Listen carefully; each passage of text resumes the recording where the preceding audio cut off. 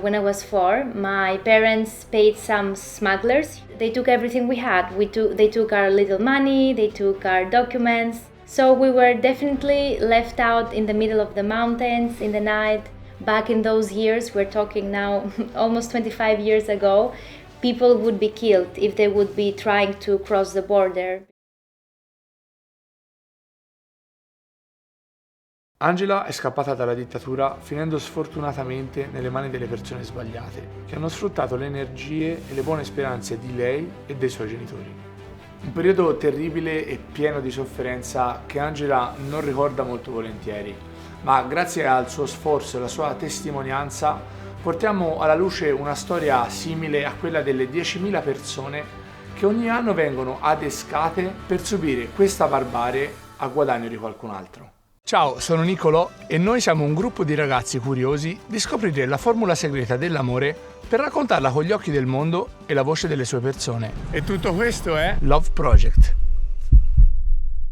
In Albania era da poco finita una dittatura che durava da più di 40 anni. Povertà e disuguaglianze erano all'ordine del giorno, ma ciò che regnava veramente indisturbata era l'anarchia. Un'anarchia che portava gli albanesi, la gente di questo paese, verso un atteggiamento molto pericoloso, che è l'indifferenza. L'indifferenza verso tutto quello che succedeva intorno a loro. Dopo la caduta del regime, gli albanesi hanno affrontato fenomeni sociali fino a quel momento a loro sconosciuti, grazie alla mancanza di informazioni e l'occultamento di esse volute dal dittatore Enver Hoxha. Fra i temi sociali più drammatici però è sicuramente presente il traffico di esseri umani e minori, in particolare a scopo di prostituzione. Well, my path to being involved in social justice work and community work started from a very early age.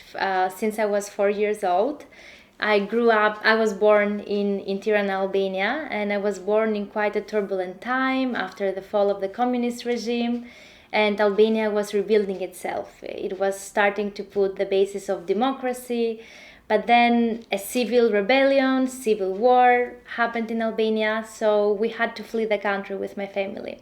And that was the first moment where I experienced what it means to be lonely, to be a foreigner, to be someone who needs help. And I knew as a child that whatever I would do in life, in the future I would want to help others. I didn't know how, but now that I grew up, I found out the how of my why. Okay. Could you talk about your first experience after the dictatorship? We took the very difficult path of leaving Tirana when I was 4. My parents paid some smugglers, human smugglers, who were running a small minivan, and then they took us together with some other families, and they promised us to transport us safely from Albania to Greece. We share a border with Albania and Greece, so we took the journey. It was all well until nearby the border, and then all of a sudden they threw us out of the van and they took everything we had. They took our little money, they took our documents, so we were definitely left out in the middle of the mountains in the night. And my parents were very young, and they had only a young daughter, aged 4 years old. Now I do understand how difficult it was, especially for them, and how much responsibility they had to make sure that this little child is safe. So we had to walk for 3 days in the mountains to reach a safe area in Greece. Back in those years, we're talking now almost 25 years ago, people would be killed if they would be trying to cross the border, because we were called illegal, we were called irregular migrants, and that was difficult, but we made it. We crossed the border safely, and then we reached to an island in Greece, and we stayed there for 2 years until we got to move to another safer location in Greece. Well, there are some bad times, absolutely, especially as a child. I do remember the time when they were transporting us from the border. I do remember the men who were shouting, and I was very young, so I was trying to hold my breath in the back of the seat because I was scared they would throw me out of the van and they would leave me without my parents. I was a child. I also have memories of my first day at school. I didn't want to go to school. I was so scared. I couldn't speak the Greek language, and I would think that everyone wouldn't want me because I was someone who didn't belong there. I didn't belong in the language. I didn't have my parents nearby in the community after going to school. So I have these memories of always feeling that they don't want me here or I don't belong here. And growing up like that as a child, it shapes the way how you treat people, the way how you think about love for other people, and the way how you love yourself. Because you never feel full in the place that you are, because you always seek for something that is missing. In my case, it was my home. And what is the most important lesson that that life give you in general, and what lesson this period give to you? Well, in those little years of life that I have on earth, one of the lessons that I've learned is to always trust the process. I know that when you are through a difficult time, you think that this is over. These are the last days of my life, or you don't find a meaning of your experience. But if I wouldn't have been through the experiences I've been, I don't know if I would have been the person I am today. I don't know if I would have the same heart, the same empathy. I don't know if I would be in the same position to help other people when they need my help. So I think after all, it was a blessing, but it's hard. So as a lesson, I always remind myself, because even today I go through difficult experiences, we all do. I always say to myself, stay still, it's going to go, just be patient. And I know that kindness is a very overrated word. We keep saying be kind, and it's so difficult to be kind when you can't be kind. But this is very important, because you don't know the impact you can have in someone's life. For me, even a good word that a teacher said to me when I was in Greece, it would light up my whole world. It would inspire me to go to school back the next day. So it's even just a kind word that you say that can make a difference. It's really that simple sometimes. Yeah, it's for me it's amazing the way you talk about that. You talk with smile, and it's unbelievable for me. And the relationship with your parents is changed due to this period, in good or in bad, and now how is the relation with your parents? Well, we had our ups and downs, because when you are a child, the parents are the most important members of the entire world for you. You look up to them for safety. You don't know where to seek safety, and you seek in them all the questions. But while I was growing up, I started to understand a lot of reasons of why my parents behaved in a certain way. So instead of hating them, I started loving them for who they were and the decisions they made. Because in life we cannot change everything, but we can decide what we do with the conditions that we have. And I think they did the best with the conditions that they had. So the relationship transitioned from hate and anger when I was a teenager, like why this happened, why you had to take this journey, why you didn't stay home and you didn't hide somewhere, to thank you so much for keeping me safe, thank you so much for escaping a country that was in a war, to try to find a safer space. You didn't choose to go through this experience, but thank you for always having the best intention. So now our relationship is very good, we're very close, we are more than friends, and it has helped us to grow closer together. I think in challenges you either break apart or you come closer together. Okay.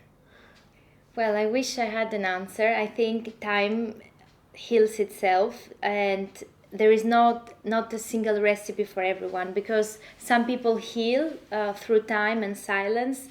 Other people heal by exposing what happened to them and confronting the people that caused pain to them. And some other people heal through forgiveness, by accepting what happened to them and forgive.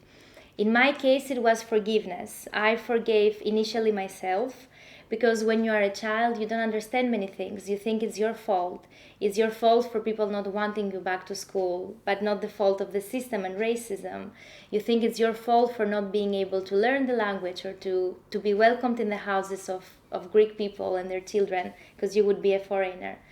So for me, it was growing up, understanding that I forgave those people, I forgave those experiences, and making peace with my past. That was the healing for me. It's great the fact that if you look behind you, you don't want to change your life. So if I ask you, do you want cancel your past? You say no. Yes. Because your past create the Angela of today. For me, the antidote to violence is awareness, is when you are aware that what your power can cause to other people. Because you can be kind, but then when you have power, you forget about this kindness. For me, it's awareness of what your power can do to other people, and awareness of what your actions are causing to other people. When you are aware of the importance that your word has or your actions have, depending on the situation that you hold in the society, either a decision maker, a partner, a parent, then you have the power to stop violence, because you are aware that your reaction is going to cause a great harm to someone else. Yeah. This is most important, I think, even compared to kindness and love and respect, when you are aware of your position. You talk about love, and what the meaning of love for you? What means love for you? Well, for me, love is the most important feeling in the world. I think without love, we wouldn't have been here today. We wouldn't have been existing. And for me, love is initially acceptance. Because love doesn't judge, love doesn't try to edit, doesn't try to reframe. Love accepts the person that we have in front of us, and we accept them with all that they are, because we love them for who they are. So it's acceptance and understanding. Okay, good, very good. And now we have talked about bad times. But I don't like talk always of bad times. Do you remember the most beautiful thing or gesture that a person have done for you? Well, through all of my life, I've met great people. I've met wonderful people that they brought back the feeling of that humanity is real, humanity exists, and it's a great thing to be a human being. I remember when I was 7 years old, I had a teacher in my first grade. She was called Anna in Greece, and she was the only teacher that took me by my hand. I remember I was so scared to step in the door of the school, and my mom was standing there. She couldn't speak very well Greek. She was also an immigrant, and we had teacher Anna approaching us, and she took me by my hand, and she told me, "You are safe. We're going to enter the class together, and we're going to design beautiful things."